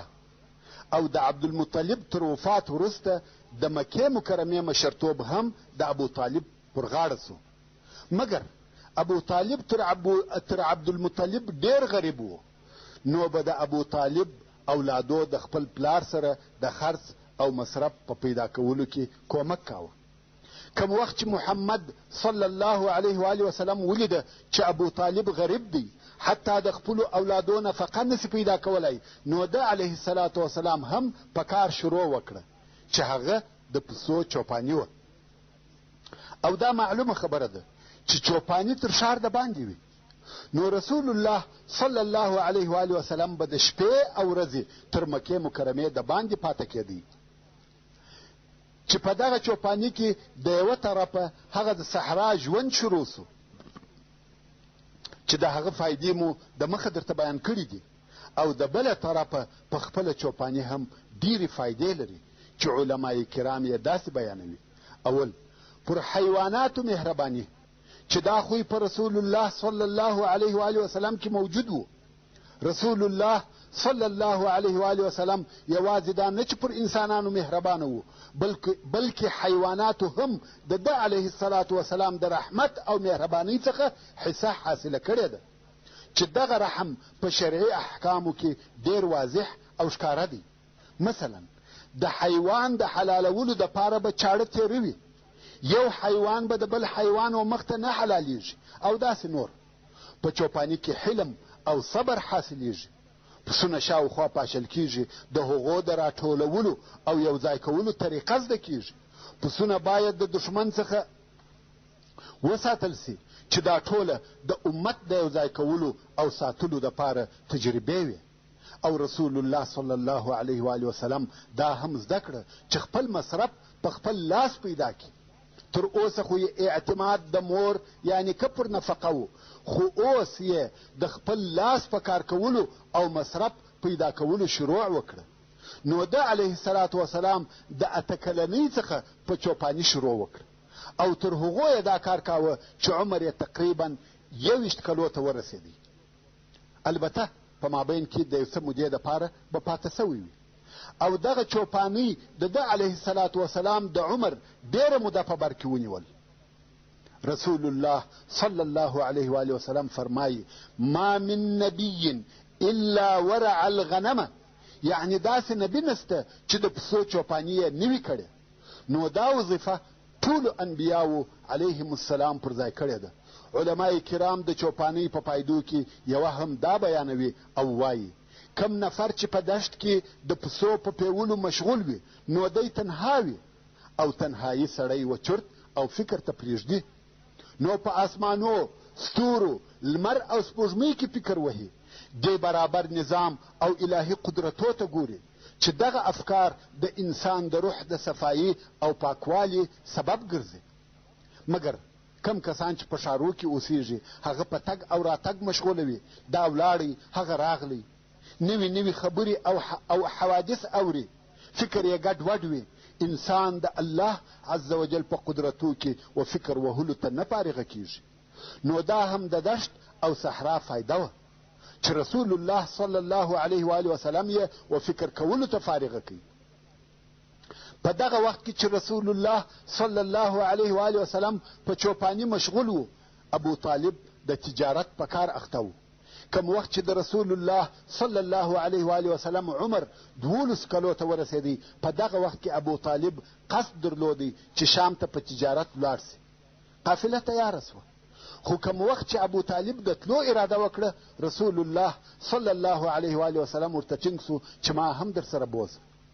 ابو طالب نه غوښته چې محمد علیه الصلاة وسلام یې په دغه سفر کې ملګری وي، مګر رسول الله صلی الله علیه و آله وسلم تر کالو ټینګ کړي او ویل: خامخا به مې در سره بیایه. څرنګه چې محمد صلی الله علیه و آله وسلم پر ابو طالب ډیر ګران و، نو آخر راضي سو او رسول الله صلی الله علیه و آله وسلم یې د ځان ملګری کړي. دا نو تر مکې مکرمې د باندې او شام ته د رسول الله صلی الله علیه و آله وسلم اول سفر و، او په دغه وخت کې د رسول الله صلی الله علیه و آله وسلم عمر 12 کاله و. خیر، قافلې حرکت وکړي، کم وخت چې د شام و حدود ته ورسېده نو قافلې نږدې و یوه دیر یا صومعې ته واړول. دیر یا صومعه د نصاراو د عبادت وځای ته ویل کیږي او د دوی راهب هلته په کلو کلو ناست وي نه راوځي. خواړه او اوبه یې هلته ورته پراته وي او راهب په عبادت مشغوله وي. د قریشو تجارتي قافلې به همیشه پر دغه لار د دغه صومعې سره تېرېدې، خو نه به قریش دغه صومعې ته ورتله او نه به هغه راهبان ورته راوتل. خو نن چې قافلې نږدې و دغه صومعې ته واړول، د دغه صومعې د راهبانو مشر چې بحیرا ورته ویل کېده د مخه لا تر صومعې د باندې ولاړ و او د لرې څخه و قافلې ته کتل. خو ډېر عجب او نادره کارونه یې په دغه قافله کې ولیده. ویې لیده چې د قافلې پر سر اوریځ ورسره رهیده. نو بحیرا په تعجب کې سو او پوه سو چې په دې قافله کې یو سر او راز سته. خو کم وخت چې قافله نږدې و صومعې ته واړول، بحیرا و خپلو ملګرو ته وویل چې نن خواړه ډېر پاخه کړي او یو نفر یې قافلې ته هم ورولېږئ چې ورسه او ورته ووایه تاسې نن زموږ میلمانه یاست او په قافله کې به څوک نه پرېږدئ، ټوله راسئ. د قافلې خلقو هم دا دعوت قبول کړي او ټول ورغله. یوازې محمد صلی الله علیه و آله وسلم یې د قافلې سره پرېښاوه چې د قافلې د سامانو ساتنه وکړي. اوس نو د قافلې ټول نفر ناست دي، خواړه راغله او په خوراک یې شروع وکړه. بحیرا ورته ګوري او د قافلې یو نفر تر نظر باسي، خو په دې خلقو کې کم داسې شی نه ولیدی چې هغه دې عجب او د دې وړ وي چې اوریځ دې پر سر ورسره ولاړه سي. د نصاراو علماو ته دا ور معلومه وه چې د نبي الاخر زمان د راتګ وخت او زمانه رانږدې دي، نو ځکه دوی په علامو او اشارو پسې ګرځېدل. خو بحیرا په دې خلقو کې د توجه وړ هیڅ شی ونه لیدی. نو یې پوښتنه ځینې وکړه چې تاسې ټوله راغلاست؟ څوک مو نه دي پرې ایښي؟ دوی ویل هو ټوله راغلو، خو فقط یو کوچنی مو د قافلې سره پرې ایښی دی چې زموږ د سامانو ساتنه کوي. د قافلې د خلقو څخه یو نفر وویل والله موږ بد خلک یو، موږ راغلو خواړه خورو او یتیم مو پرېښاوه. نو یو نفر یې ولېږئ چې ورسه محمد صلی الله علیه و آله وسلم هم راوله. نفر ولاړی او محمد علیه الصلاة وسلام یې د ځانه سره راوستی. خو بحیرا چې په اول وار ولیدی پوه سو چې په دې هلک کې غیر طبیعي شی سته، نو ورته ګوري او فکر پکښې وهي. محمد صلی الله علیه و آله وسلم کښېنستی او خواړه خوري، بحیرا یې مخ ته ناستی او ورته ګوري. بیا نو بحیرا د محمد صلی الله علیه و آله وسلم څخه په پوښتنو شروع وکړه او ویل ستا دې په لات او عزا سره قسم وي. ورونو، لات او عزا د مشرکانو دوه بوتان وه او دا قسم هم د مشرکانو و. که څه هم بحیرا ولات او عزا ته عقیده نه درلوده، خو ده لیدل چې دغه قوم یو د بل سره په لات او عزا قسم ورکوي، نو بحیرا هم د دوی پر قسم په لات او عزا سره محمد صلی الله علیه و آله وسلم ته قسم ورکوي او ورته وایي ستا دې په لات او عزا سره قسم وي. رسول الله صلی الله علیه و آله وسلم ورته وویل په لات او عزا سره قسم مه راکوه، قسم په الله چې ما هیڅکله د هغو عبادت نه دی کړی او د هیڅ شي څخه مې دونه بد نه راځي لکه د لات او عزا څخه. ورونو، دا دې تاسې ته معلومه وي چې رسول الله صلی الله علیه و آله وسلم د ژوند د شروع څخه هیڅکله د بد عبادت نه دی کړی. که څه هم د ده علیه الصلاة وسلام قوم او کورنۍ ټول بت پرستان وه، خو ده صلی الله علیه و آله وسلم هیڅکله نه و بت ته سجده کړې ده او نه بت مشرف بللی دی چې دا د الله جل جلاله د طرفه څخه ساتنه وه. هو، یو نفر ممکن د خپلې کورنۍ په لارښوونه یا د سالمې تربیې په سبب د ځینو بدو کارو څخه بیزاره وي، مګر د رسول الله صلی الله علیه و آله وسلم د بوتانو څخه نفرت او لرېوالی د خپلې کورنۍ د تربیې په سبب نه و، بلکې دا د الله جل جلاله د طرفه څخه ساتنه وه. نو راهب ورته ویل ښه، ستا دې په الله سره قسم وي چې حق او حقیقت به راته وایه. رسول الله صلی الله علیه و آله وسلم ویل هو، په الله سره قسم راک. نو بحیرا راهب په پوښتنو شروع وکړه. څه فکر وهې؟ په خوب کې څه شی وینې؟ څنګه حالات درته پیښیږي؟ داسې ډېرې پوښتنې ځینې وکړې او رسول الله صلی الله علیه و آله وسلم جوابونه ورته وایي. بحیرا خو عالم و او په آسماني کتابو کې د آخري نبي علامې موجودې وې او بحیرا هغه ټولې علامې په محمد صلی الله علیه و آله وسلم کې ولیدې. نو یې ورته وویل ته دې شاه یا ملا راته لڅه که، پرېږده چې ملا دې ووینم. رسول الله صلی الله علیه و آله وسلم هم خپله ملا لڅه کړه او بحیرا ولیده چې پر ملا یې د نبوت مهر هم سته، هغه مهر چې په ډیرو صحیح احادیثو سره یې موجودیت ثابت دی. علمای کرام د نبوت د مهر داسې تعریف او بیان کوي چې خاتم النبوه د رسول الله صلی الله علیه و آله وسلم د دوو مبارکو اوږو په مابین کې یو تور داغ دی او په هغه داغ کې وریښتان دي لکه د چرګ د سر چارخل او د دغه تور داغ پر شاوخوا نور ډیر تور خالونه هم سته چې دغه علامه د نبوت مهر دی.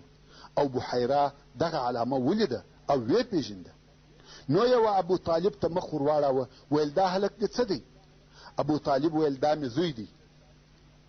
بحیرا ویل د ده پلار باید نه وي ژوندی، ځکه بحیرا ته دا معلومه وه چې د آخر الانبیاء علیهم السلام یا علیه السلام د علامو څخه یوه هم دا ده چې یتیم به وي او اوس یې ولیده چې ټوله علامې په دغه هلک کې موجودې دي او دا یوه علامه مخالفه ده، دا نه سره لګېږي.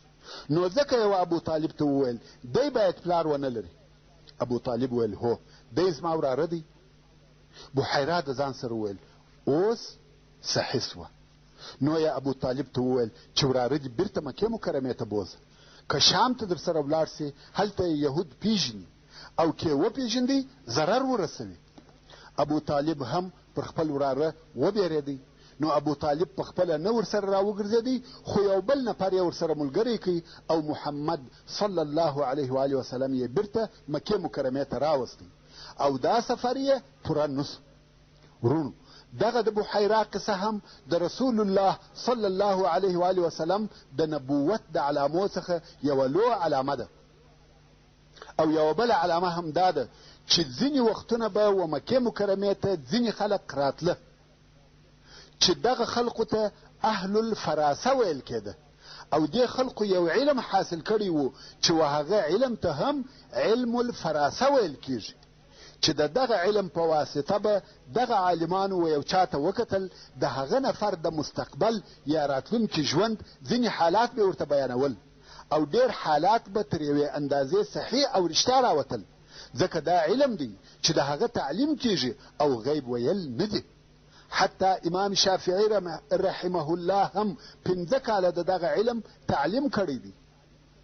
نو دغه اهل الفراسه و دغه علم درلودی او دوی چې به هر ځای ته ولاړه خلقو به خپل کوچنیان ورته راوستل چې د هغو د ژوند راتلونکي حالات ورته ووایي، لکه زموږ په وطن کې فالبینان چې د خلقو فال به کتی، که څه هم هغه حقیقت نه لري.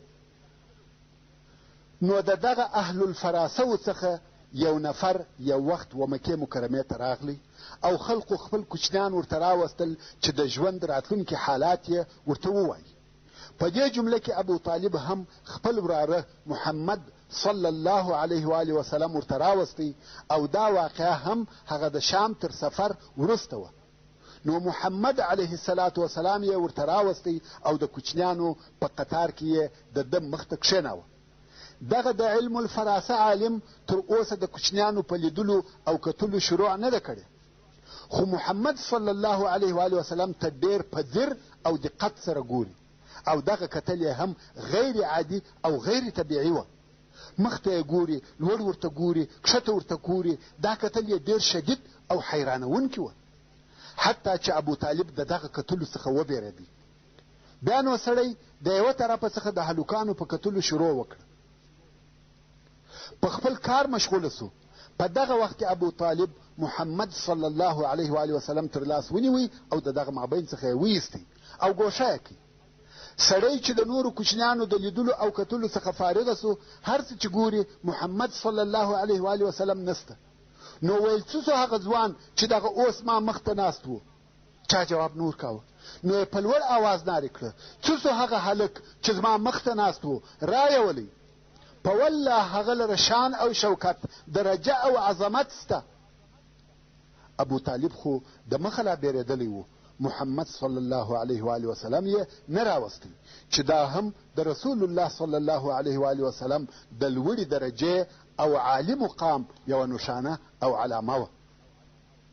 او د رسول الله صلی الله علیه و آله وسلم د ځوانۍ په وخت او موده کې تر نبوت او رسالت د مخه الله عز وجل دی علیه الصلاة وسلام د هر شر او هر باطل کار څخه ساتلی و. یوازې دا نه چې د بوتانو د عبادت څخه ساتل سوی و، بلکې د هر هغه عادي او کوچني شیانو څخه چې فقط یوه اخلاقي خدشه به پکښې وه، د هغو څخه هم رب عز وجل ساتلی و. هغه شیان چې په اهل مکه کې هیڅ عیب نه بلل کېده او د ژوند عادي کارونه وه، بیا هم الله عز وجل رسول الله صلی الله علیه و آله وسلم د هغه څخه ساتلی و چې د هغې جملې څخه رسول الله صلی الله علیه و آله وسلم هیڅ د فسق او فجور ځای ته نه دی حاضر سوی، د رقص او غنا، موسیقي او عیاشي و مجلس ته هیڅ کله نه دی ورغلی. یو وخت رسول الله صلی الله علیه و آله وسلم او د ده د چوپانۍ ملګري تر مکې مکرمې د باندې پسونه پیول. نو ده علیه الصلاة وسلام د واده ساز او آواز د لرې څخه واورېده او په ټول عمر یې دغسې محفل نه و لیدلی. نو یوه هغه خپل ملګري ته وویل، ما تر اوسه واده نه دی لیدلی، نن شپه ته زما پسونه ګوره او زه به ولاړ سم چې دغه واده ووینم. هغه ویل ښه دی. نو ملګری یې د پسو سره پاته سو او محمد صلی الله علیه و آله وسلم وررهي سو چې واده او د هغه ساز وویني. خو کم وخت چې په دغه مجلس کې کښېنستی، فورا خوب پر غالبه سو او بیده سو. رسول الله صلی الله علیه و آله وسلم فرمایي، بل شي نه کړم راویښ مګر د لمر حرارت او ګرمۍ. سهار لمر راختلی راویښ سو او ټول خلق تللي وه. د دغه واده یې هیڅ ونه لیدل. تقدیري بله ورځ بیا واده دی. بیا یوه هغه خپل ملګري ته وویل چې هغه شپه خو ما هیڅ ونه لیده او نه مې واورېده، ځکه بیده سوم. نن به ولاړ سم او ته زما پسونه ګوره. هغه ویل ښه دی. بیا چې راغلی د اول کښېنستو سره خوب پر غالبه سو او بیده سو. سهار لمر ختلی راویښ سو. نو رسول الله صلی الله علیه و آله وسلم پوه سو چې دا ودونه او مجلسونه زما دپاره نه دي، ځکه هلته د فسق او فساد کارونه کېدل. خو ډېر د افسوس ځای دی چې تر نن ورځې پورې په ودو او شادیو کې دغه فسق او فساد دوام لري. فلمونه او عکسونه، ساز او رقص، اسراف او سیالي، لڅ کالي او کفري موډونه، دغه حرام کارونه د ودو شرط ګرځېدلي دي. نوی کور او نوی فامیل جوړیږي، خو متاسفانه شروع او تعداو یې په ګناهو او د الله عز وجل په نافرمانیو ایښول کیږي. او بیا وایي اولاد مې صالح او زما په خوله نه دی. د ښځې سره مې ژوند تریخ دی، په ژوند کې مې خوشحالي نسته. وروره دا ته یې چې دغه ژوند دې د ځان دپاره خوښ او اختیار کړي. دا ستا د هغه ګناهو او نافرمانیو نتیجه ده. ته نه وینې کم وخت چې آدم علیه السلام د هغه منع سوي درختې څخه خوړل وکړه، څه ورته پیښه سوه؟ د جنت ته وایستل سو، د خپلې زوجې څخه په کلو کلو جلا سو. نن ورځ خلق د واده د نیک او مبارک نامه څخه استفاده کوي، د ناجایزه کارو وسیله یې ګرځوي. هر هغه واده چې په هغه کې حرام کارونه ونیسي واده یې نه بولي. هو په واده کې د انجونو دپاره د دریو ټکول حلال دي. خوشحالي مطلوبه او جایزه ده. زموږ دین د غم او مصیبت دین نه دی، مګر هغه مظاهر او مناظر، هغه کارونه او عملونه چې د فسق او فساد، د اسراف او سیالیو څخه خالی نه دي، باید پرېږدو. نو رسول الله صلی الله علیه و آله وسلم د دغسې مجالسو څخه په الهي ساتنه سره وساتل سو. او د هغه کارو د جملې څخه چې رسول الله صلی الله علیه و آله وسلم ځینې ساتل سوی دی. یو بل بد عادت و چې د اهل مکې په اصطلاح عادي او معمولی کار و، هغه د عورت لڅوالی و. که به یو سړی لڅ پس ګرځېدی هم یې پروا نه کوله. او د دغه عادت د رواجېدو دپاره څو سببه و. یو دا چې په پخوا کې د قریشو د طرفه یو څه امرونه پر خلقو صادر سوي وه، چې یو د هغو اوامرو څخه دا و چې پر کعبه شریفه څوک په خپلو کالو کې طواف نسي کولی، ځکه په هغو کې یې ګناهونه کړي دي. نو د قریشو یو خاص قسم کالي وه چې خلقو به هغه کالي د قریشو څخه رانیول او بیا به یې طواف کاوه. طبعا په دې کار کې اقتصادي او تجارتي ګټه هم وه چې قریشو به خپل مال خرڅاوه. نو کم خلق چې به د باندې څخه مکې مکرمې ته راغله، که به هغه د قریشو کالي نه وه ورسره، نو رانیولو ته به مجبوره وه. بیا به نو پر کعبه شریفه طواف کاوه. او هغه څوک چې پیسې به یې نه درلودې چې کالي رانیسي، نو به لس طواف کاوه. په دې لسوالي کې نر او ښځو فرق نه درلودی.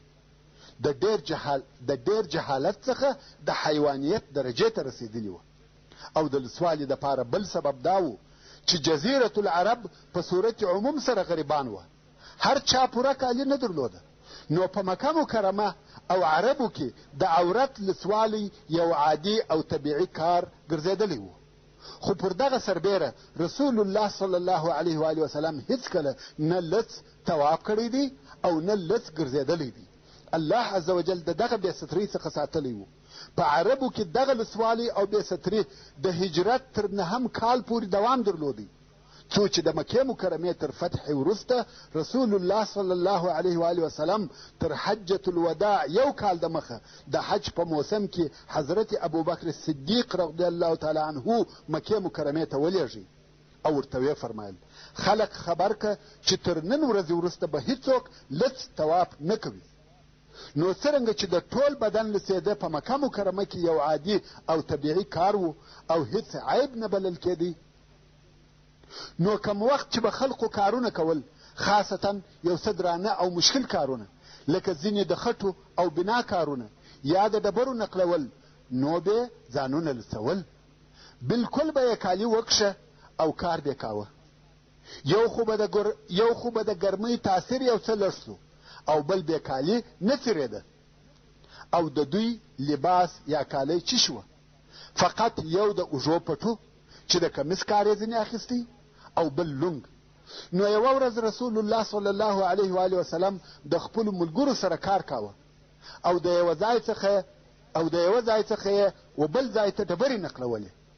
ویل کېږي چې دغه کار د کعبې شریفې د بنا او جوړولو کار و او د کار ملګرو یې ټولو ځانونه لڅ کړي وه، ځکه دوی کالي لږ درلوده.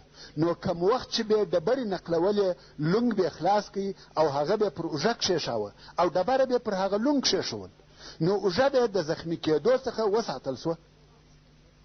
رسول الله صلی الله علیه و آله وسلم هم د دغه خپلو ملګرو سره ډبرې نقلولې، خو هغه ډبره به پر لڅه اوږه ایښول، ځکه ځان یې نه و لڅ کړی. په دغه وخت کې د رسول الله صلی الله علیه و آله وسلم د اکاګانو څخه یوه اکا ورته وویل ای وراره، که دغه لونګ خلاص کې او پر اوږه یې کښېږدې، د دغه ډبرو د آزاره څخه به دې وساتي. کوم وخت چې رسول الله صلی الله علیه و آله وسلم د لونګ د خلاصېدو اراده وکړه، یو دم بېهوشي پر راغله او سترګې یې اسمان ته شخې پاته سوې. نو کار او د لونګ خلاصېده دواړه پاته سوه. د الله جل جلاله په ساتنه پټ او مستور پاته سو. نو رسول الله صلی الله علیه و آله وسلم هیڅ وخت نه دی لڅ سوی، که څه هم په مکه مکرمه کې لڅېده عادي او طبیعي کار و. او همدارنګه د الله جل جلاله د طرفه ډېر لوی ادب ورکول سوی دی. کوم وخت چې رسول الله صلی الله علیه و آله وسلم کوچنی او د ابو طالب په کور کې و، څرنګه چې ابو طالب ډېر غریب او عیالداره و، نو کم وخت چې به خواړه راوړه سوه، خواړه به لږ او خوړونکي به ډېر وه. د ابو طالب 10 اولاده وه، نو به څه پېښېده؟ معلومه خبره ده چې پر خوړو به چور او حملې سوې.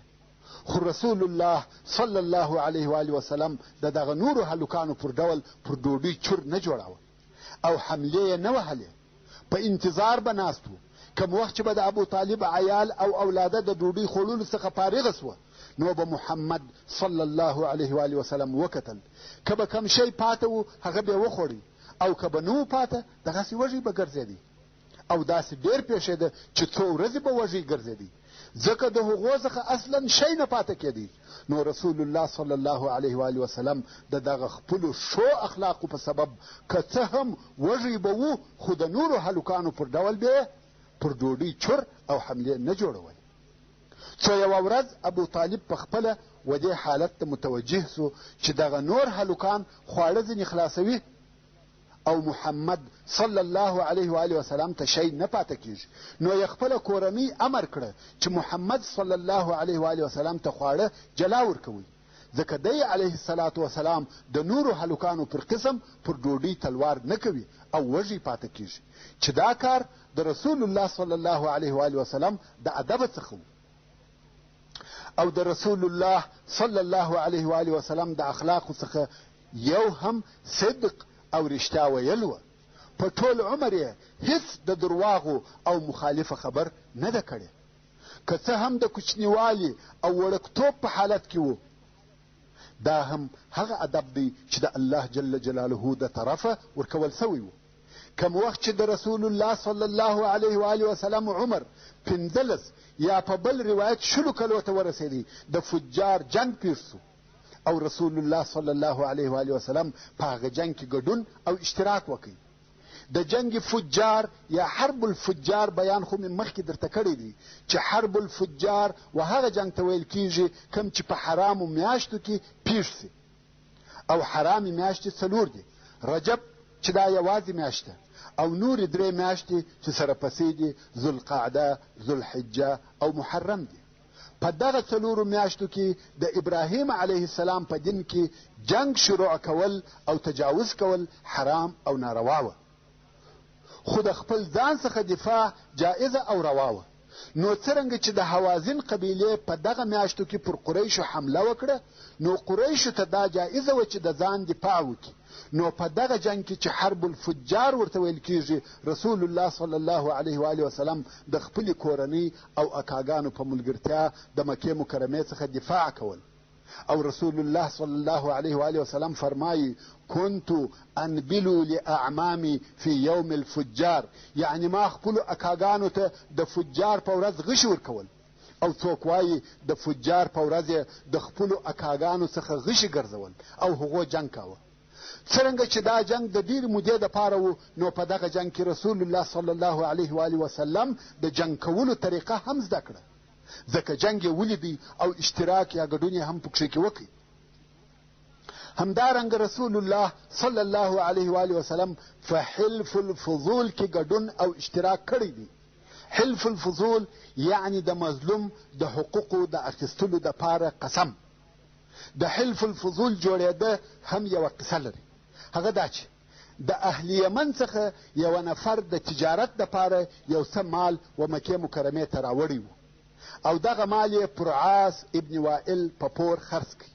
عاص ابن وائل د مشهوره صحابي عمرو بن العاص رضی الله تعالی عنه پلار دی او عاص ابن وائل د مکې مکرمې او د قریشو د سردارانو څخه دی. نو عاص چې د دغه یمني څخه مال د پور پر قسم واخیستی او پیسې نه کړې ور اوس چې د یمني د تګ وخت راغلی نو عاص ته ورغلی چې زما پیسې راکه غواړم چې خپل وطن ته ولاړ سم.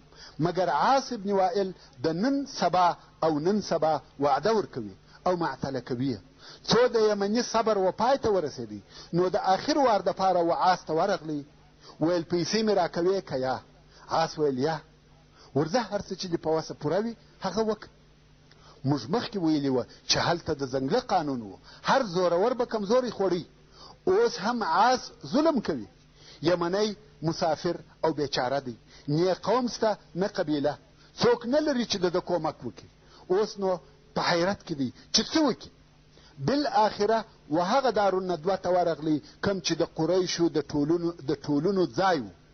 هلته قریش سره راټول و او یمني په شعر او بیتو سره د ظلم څخه شکایت شروع کړي، خاصتا د قریشو د ظلم څخه، او ویل که تاسې پر دغه ظلم خوله پټه کړئ نو تاسې هم د ملګري یاست، او په الله سره قسم چې په ټولو عربو کې به ستاسې نوم در بد کړم. دلته نو د قریشو نور مشران د دې کار څخه ناراضه او ناخوښه سوه، ځکه دوی د مکې مکرمې او قریشو مشران دي او د عربو سرداران دي، او که د دوی د ظلم څخه خلک شکایت وکړي دا د دوی دپاره شرم او پیغور دی او د دوی نوم بدیږي.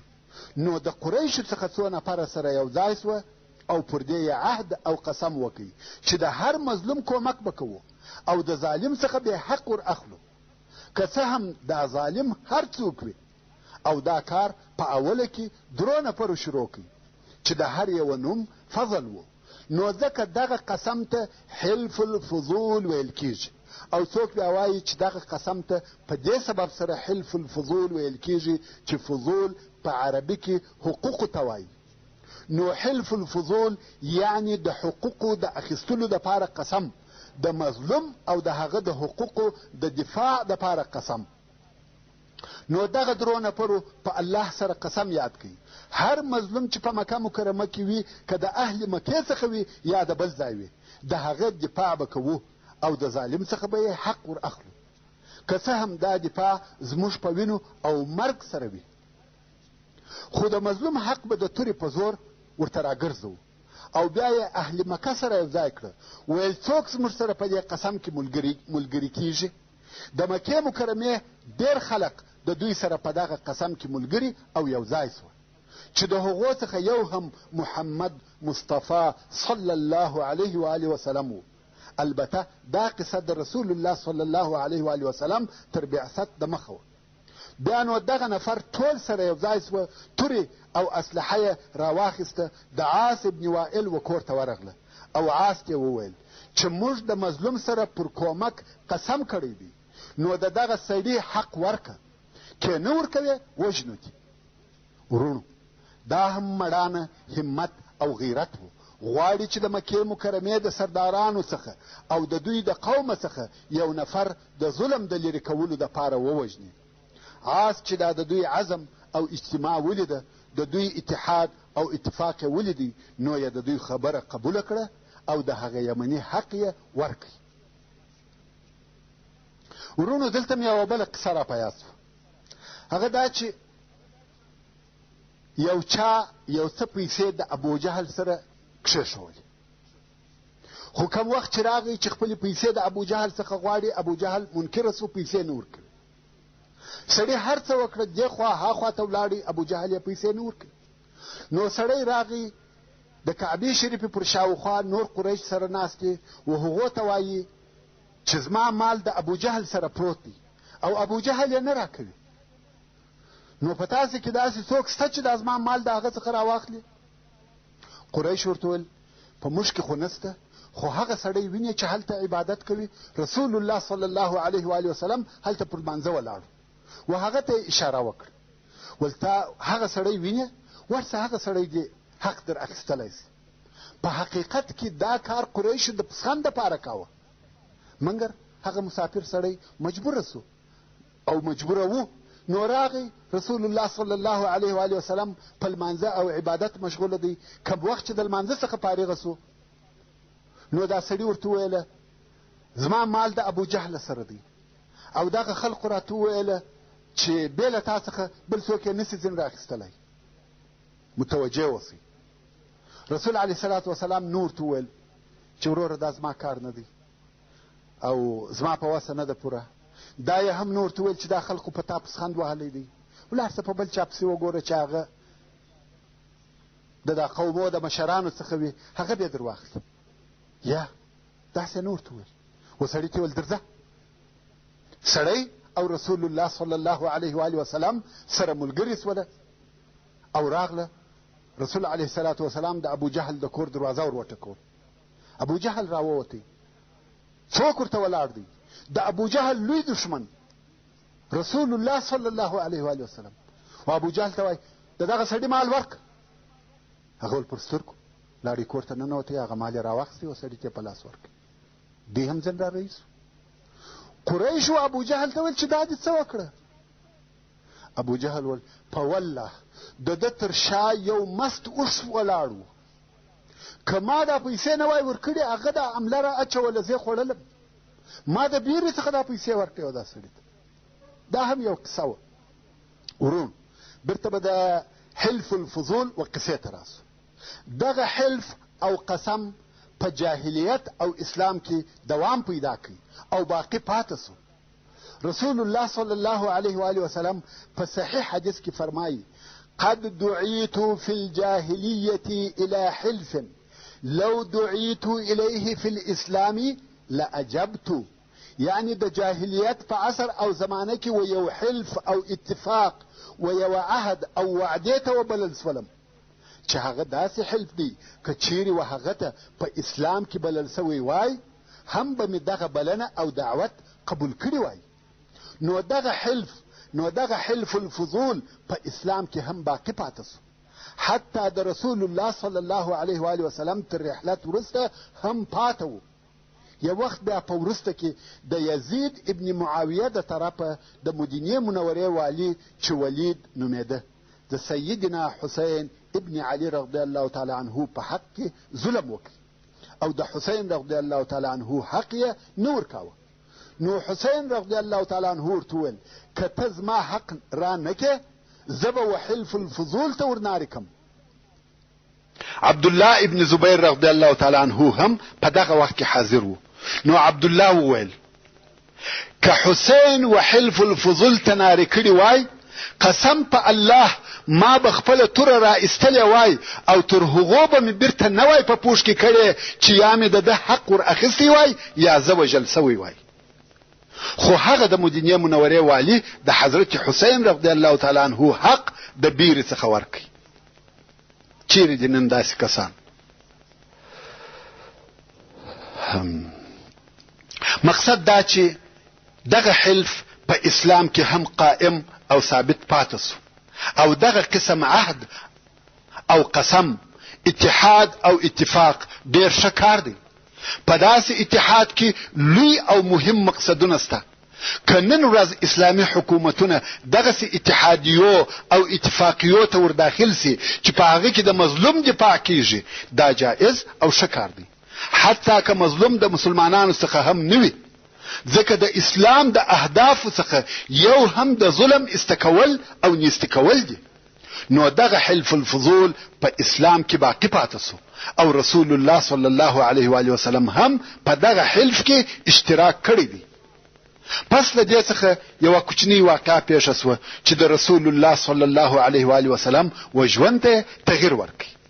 هغه دا چې خدیجه بنت خویلد چې د عبدالعزا ابن قصی ابن کلاب د اولادې څخه وه او د رسول الله صلی الله علیه و آله وسلم سره په عبدالعزا ابن قصی ابن کلاب کې یو ځای کیږي. یعنی دا هم د شریفه نسبه څخه وه. دغه خدیجه ډیره غنی او مالداره ښځه وه. د دې د غنا په باره کې داسې ویل کیږي چې د دې تجارت د ټولو قریشو د تجارت سره برابر او مساوي و. یعنی یو طرف ته د ټولو قریشو تجارت او بل طرف ته یوازې د دې تجارت سره مساوي او برابر و.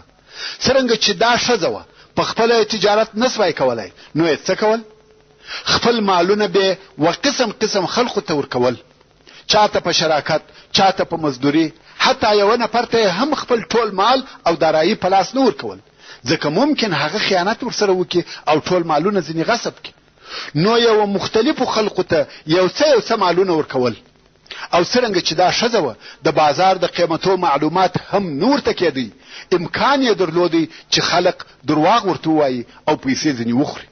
نو د غلا او خیانت د مخنیوي دپاره په امین او صادقه خلقو پسې ګرځېده.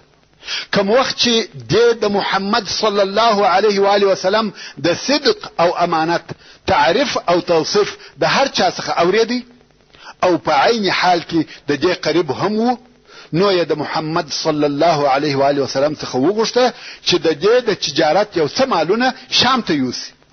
او رسول الله صلی الله علیه و آله وسلم هم موافق سو. نو قافله جوړه سوه او مالونه یې بار کړه. میسره چې د خدیجې مریی و هغه هم په دې سفر کې د رسول الله صلی الله علیه و آله وسلم ملګری کی چې په لار کې د محمد علیه الصلاة والسلام خدمت وکي. اوس نو محمد صلی الله علیه و آله وسلم د میسره په ملګرتیا و شام ته په دغه کوچنی قافله کې رهیسو.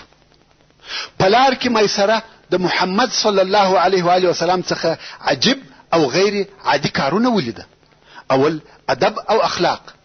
میسره اصلا مریی دی او د خلقو عادت داو چې د مریانو سره به سخته او امرانه گزاره کول. خو رسول الله صلی الله علیه و آله وسلم ودته د یو ملګری په سترګه ګوري، د ادب او مهرباني گزاره ور سره کوي. نو میسره ډیر په تعجب کې پاتې وو چې دا څنګه اخلاق دي. تر دې وروسته نور شیان هم ولیده. هغه دا چې دوی پر لارې رهي وي، پر دوی لمر نه وي بلکې پر سر یې اوریځ وي او په لار کې بیا وهغه صومعې ته نږدې واړول کوم چې د مخه هغه بحیره پکښې وو. خدا وار بحیره وفات سوی وو او بل راهب د بحیره پر ځای درېدلی وو. کوم وخت چې دغه بل راهب دا کوچنی قافله ولیده چې فقط 2 نفره ورسره دي په تعجب کې سو. خیر قافله واړول.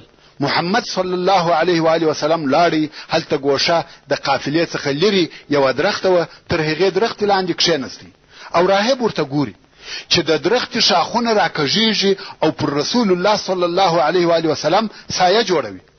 نو راهب و میسره ته ورغلی او د هغه څخه پوښتنه کوي چې دا نفر څوک دی. میسره ویل دا محمد ابن عبد الله دی. راهب د محمد صلی الله علیه و آله وسلم د نسب پوښتنه وکړه او نورې پوښتنې وکړه. میسره جوابونه ورته وایي. اخر میسره ورته ویل سړی ستا څه مقصد دی؟ راهب ویل دغه درخت چې محمد صلی الله علیه و آله وسلم تر لاندې ناست دی او د قافلې څخه هم لري ده، دغه اوس تر دغه درخت لاندې هیڅوک نه دی ناست بې له نبي. یعنی دغه نفر نبي دی، علامې یې ټوله د نبوت دی. میسره نور هم په تعجب کې سو چې نبي او نبوت څه معنا. خیر دوی شام ته ورسېده او میسره هم هلته نور هم د علیه الصلاة والسلام د اخلاقو په باره کې عجب شیان ولیده. د خلقو سره ادب او احترام، په بیع او شرا کې رښتیا ویل او امانت، رحم پر غریبانو، د خلقو سره خوش طبعي، غریبانو ته د صلی الله علیه و آله وسلم ورکړه او عطا، او خلقو هم د معاملې خرید او فروش د پاره و د علیه الصلاة والسلام ته رجوع کول. او بل د قریشو د تجارو دا عادت وو چې خپل مالونه به خرڅ کړه نو براره هیڅ وه. خو رسول الله صلی الله علیه و آله وسلم داسې ونه کړه. هغه خپل ورسره مالونه چې یې خرڅ کړه په پیسو یې د هغه ځای څخه نور مالونه رانیول او مکې مکرمې ته راوړه. یعنی د مکې مکرمې مالونه په شام کې په ګټه خرڅ کړه او د شام مالونه چې یې راوړه په مکه مکرمه کې په ګټه خرڅ کړه چې په دې حساب یې 2 واره ګټه وکړه.